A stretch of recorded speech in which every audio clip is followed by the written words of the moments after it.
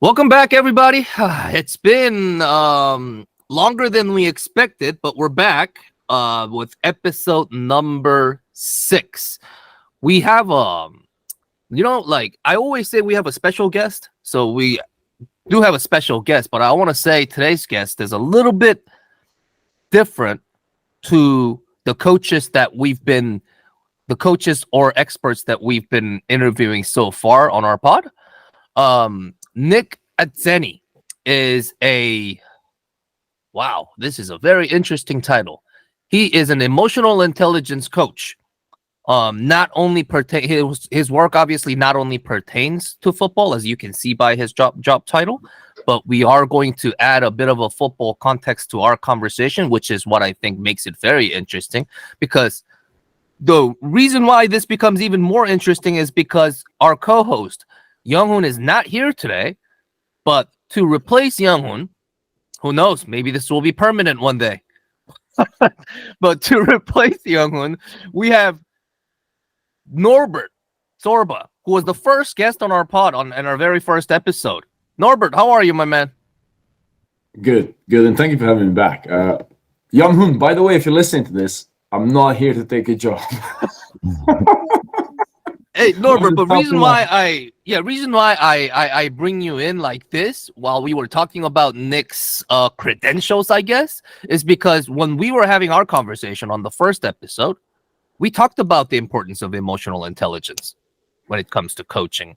And here is an emotional intelligence coach. Honestly, before I heard about Nick, I did not know that there was such a thing. I'm not gonna lie to you. I knew that there were people like life coaches and things of that nature, or they call them even in football like mental coaches, but emotional intelligence coach. And after reading a few of Nick's profiles, I was fascinated by it. But before we even start asking questions to Nick, hey Nick, first of all, how are you doing? Thanks for coming on. How's everything going, my man? So hi everybody, and it's me. Thankful for having me and being open to this, let's say, branch of coaching that, of course, influences the football industry. Talking about athletes or coaches.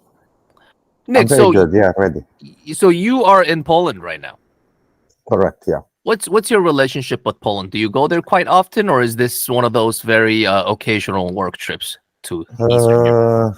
It's my second time, and I got an invitation at the stadium today. So I traveled yesterday, and I'm gonna take my time here as well. Oh, very nice, very nice. But you are usually based in London, in the UK, in London, right? Correct? Yeah, London, UK. Let me ask you this, Nick. This is just out of personal curiosity, I guess. What's sort of like your ethnic background? I was born in Italy. You were born in Italy, Italian. Cool. Right. No, I just wanted to get that out of the way. I was just curious, Right. So Nick, in your own words, could you tell me a little bit before I even start asking you the questions that I prepared for you? I wanted to hear in your own words, how would you define an emotional intelligence coach? And I guess if we were to get to that, we do have to explain what an emotional intelligence is in the first place. But if you can kind of explain in your own words, you're coaching emotional intelligence. How do you do it? What is it?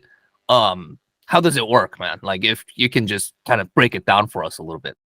So correct, saying first of all what emotional intelligence is in brief, to frame it. I would say is the capability to recognize and identify your emotions. Step 2 is regulating those emotions, and step 3 is using those emotions in your profession. Whatever profession you are in, whatever industry you are in or role. And the process, the structure of coaching is, I would say, doesn't really have a guideline. We really dance in the moment. The most beautiful thing about humans is that we are all different. We all process emotions differently. So I don't really like to come with a guideline or with a scheme. Sure. There is no one size fits all when talking about emotions. Norbert, we talked about the importance of emotional intelligence even on football pitch and training grounds. As a coach, as a football coach yourself, could you kind of give us a refresher on the importance of emotional intelligence, especially when you're coaching young players at your day to day at whether that's at Norwich or Chelsea Rovers? Like how important do you feel emotional intelligence is to your players? And as a coach, being able to help them guide through all of that. Yeah, as Nick said, there's no guideline. I'm actually doing a research now about coaching philosophy, how vague it is. Like everybody's talking about coaching philosophy nowadays, but what is it exactly? What's the guideline to build one? And it all comes down to who you are as a person, how you grew up, the environment you grew up in, and that's all connected. That's the way you kind of build that emotional intelligence side of yourself. And same with the players. You don't coach that. It's back home, how they grew up with their parents, what's their cultural background. That means a lot to me as well, to be honest. Every culture has a different way of approaching, how they raise their kids, and that gives them a different way of, how should I say, educating them with the emotional intelligence side, subconsciously, I would say. Nobody thinks about it. I don't think so. But yeah, as Nick said, I could not agree more. There's no such thing as a guideline. It's just it's just creating the right environment, I would say, for certain individuals. Yeah. So based on what Nick is explaining to us, and based on hearing from you, I get the feeling that there's no even if we were to kind of limit this to football context, I almost feel like there's no such thing as the set.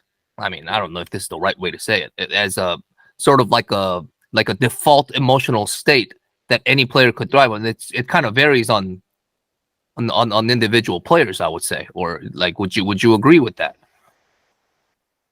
Yeah, absolutely. Like yesterday, I had a session at Norwich, and one of the players was missing his chances under 14, and you can see he got more and more frustrated. And I pulled him on the side and I said, "Are you upset?" He was like, "Yeah, I am." I was like, "That's good.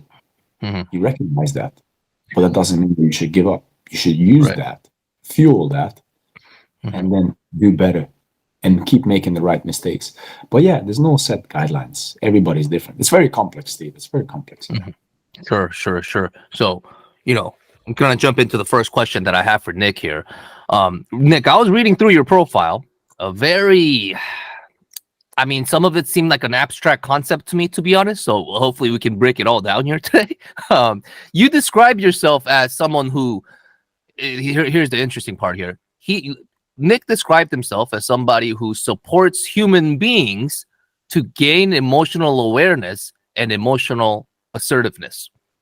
So how would you define emotional awareness, Nick? And what is an emotional assertiveness? So can we, if we can kind of use that as the starting point of our conversation, I think it would help our listeners a lot. I'd say awareness, I would define it as understanding with extreme precision, how are you feeling? Which is not limited in good or bad. I feel frustrated. I feel optimistic. I feel, there are a lot of emotions. And being aware means being in tune with yourself, with your emotional state. As Norbert said, helping or supporting human beings, any age, to recognize in that specific moment what the specific emotion they are experiencing. This is gaining awareness. Concluding the response, assertiveness is, again, the capability to talk about your emotions. Going maybe to your coach and saying, I'm feeling upset because of this, this, and this. And recognize, talk about emotions helps your coach or yourself as well to overcome it. Very interesting. And you also said that we are beings before being experts. I thought that was a very interesting line as well, which, obviously that makes a lot of sense, but a lot of times we tend to forget that, I think, in a lot of different fields. And what I wanted to ask you was, we talked about this a lot on our previous shows as well, but what qualifies someone, in your opinion, as an expert based on your experiences? How would you define an expert? I'd say an expert is someone that aligned his being with his profession, his or hers.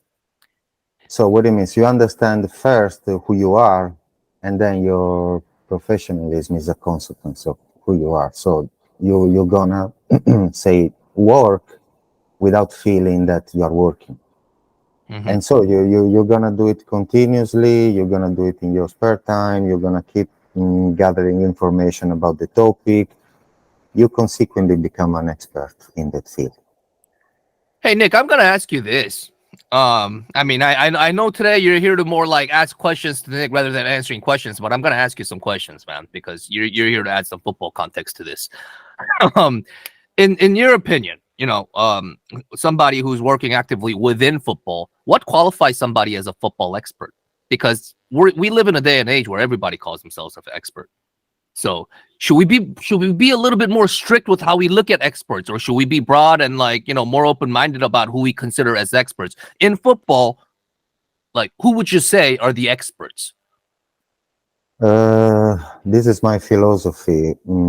Having a broad vision, like an holistic approach on whatever we do. So I would define a coach, not just someone that is an expert under the technical and tactical side, but I would define a good coach, someone that can tune with the players and the colleagues and the other coaches, emotionally as well and behaviorally, like someone that understands psychology, and of course there is a tactical part that is needed for playing the game. Nick, not Nick, Norbert, you had a question for Nick. Sorry, it was a previous one. When Nick said working without feeling that you're working, that reminded me, there's another expression for that I used to be called workaholic. Hey, Norbert, just take a break. Yeah, let me. I also, I wanted to ask you, as a football coach, like I just said, we live in a day and age where not only in football, but I feel like especially in football, we live in a day and age where we are starting to have more experts or people who call themselves experts. But in football, as somebody who's invested in football, Norbert, who would you consider are the experts in football? You mean modern day managers or? We live in a day and age where, in football, not just managers and not just, coaches and analysts.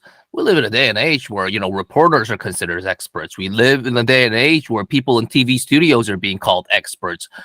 What's your opinion? And I mean, you go on Twitter, you see people posting stuff about football, and anybody's an expert nowadays. It almost feels like. So, like, what's your kind of like, as a football person, Norbert? What's your opinion on that? To be honest, posting on Twitter, I think people have too much time and they just don't know what to do, and they're just looking for an argument or something. I don't know. I don't use Twitter. Sorry. What experts? I think just be a good human being and treat others genuinely and bring the best out of them. Make them feel comfortable. Make them feel that you're there for them, and they will feel it. If it's genuine, they will feel it. Football is simple, as we always say, and then we yet tend to complicate it. But the more people I speak to at higher levels, the ones that actually work at first teams and like under 23s and 21s and 18s, they all tell me the same. Just be simple and just make the lads feel good. Just make them feel that you're there to support them. Bring the best out of them. When a player plays a game, he's not going to think of your tactics or whatever you practiced. But if he feels good, you're gonna maximize those natural competencies in him, and he's gonna perform well. So, but that's just my personal opinion. Yeah. Hey, Nick. So when we commonly think about a concept of the keyword coaching, in whether that's in football or anything else. I feel like we often assume that a coach can only coach someone to play a very specific role in a specific field or an industry, but in the bio of yours that I've read, there are no mentions of a specific job or even a role in the way you explained how your coaching methodology works. Instead I see words like human beings, coaching relationship, spirituality, clarity and courage. Was this sort of like an intentional way for you to break down and explain the kind of work that you do? I'd say yes. It's very intentional. I don't want to, let's say, close my services to one or another role or industry. And from what I've witnessed, I do work with entrepreneurs in different industries. And what role you cover, what industry you are in, it doesn't really affect emotional intelligence coaching. We all experience emotions, like we are human beings, and our electricity, our energy is there. We don't do anything without involving emotions. So this typology of service or coaching, I firmly believe is for everyone. Right. And while I was reading your profile, I did see a big word that we actually do use a lot in football, which is very rare from what I found in your writing. You had the word decision making in there. How do you coach someone to find the right emotional state to make the best decision for himself or herself? Because this is something that really makes me curious, because I feel like for everybody it works a little bit differently. But from a coaching perspective, how do you find it for that person? Again, my perspective, my philosophy. When we need to take decisions, so the attitude to procrastinate, it comes from too much data around, too many informations to process, and then taking that decision becomes more and more difficult. Emotional intelligence coaching helps you to declutter, to discern what informations are useful and what are not. You mentioned clarity and courage. I frame them is my frame is in 3 C's, which is calmness, clarity, and courage. The first thing I aim to empower my clients, my friends in the end with, is having that state of calmness to declutter all the information that are not useful for taking the decision. Clarity comes as a consequence of having a calm state of mind. So you are calm, you get clarity, you know what to do. And the third one is courage, means, okay, I need to do it now. For taking decisions, this process, of course, each of the 3 steps involves techniques and strategies. And I would say again, we are all different, and how I gain calmness or how you gain calmness is a completely different story. But the process, let's say the frame is getting calm, find clarity, and take courage. Yeah, and listening to that, you mentioned, the importance of, decluttering to get this process started. What does that entail? Let's say you sit down with somebody who you're coaching. How do you find ways to declutter that person to kind of, as the starting point? Like how does that process work from a coaching standpoint for you?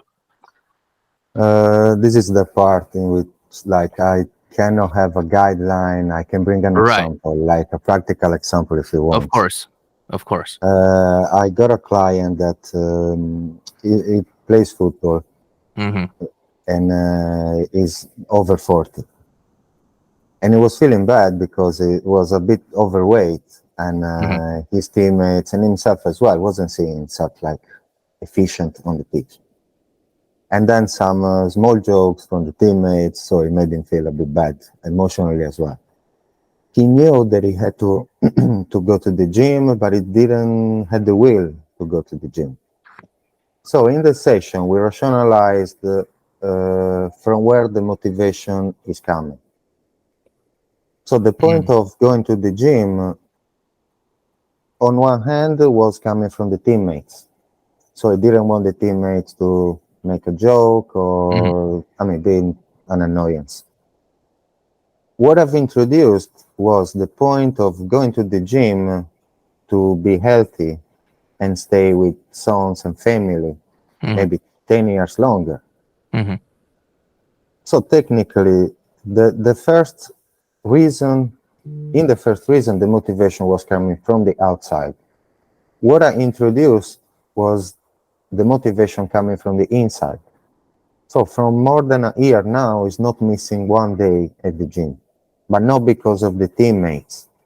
So declutter, coming back to your question, is discern as well. What gives me motivation and what is just an annoyance. That's very interesting. Wow. But you use the word clients to describe the people that you work with, the players that you work with. But I have a feeling that someone like you wouldn't enjoy using a word like client, to be honest. That's the feeling I get, because it does give the feeling that it's a little bit too business-like for the kind of work that you do. And the people you coach, do you kind of have a preferred way of, and man, like, I really don't like using this word. I have a feeling that you won't like it either, but do you have a way of kind of categorizing them, or, just comprehensive ways to describe them? Because I get the feeling that you wouldn't like the word a client, because, we have doctors, they work with patients, football coaches like Norbert, they work with footballers. Who does an EI coach, emotional and EI coach work with? How would you kind of describe that in your words? Transparently talking, they are friends. Professionally, there must be a degree of likability and reciprocal esteem, especially for opening with your coach and talking about emotions. Right.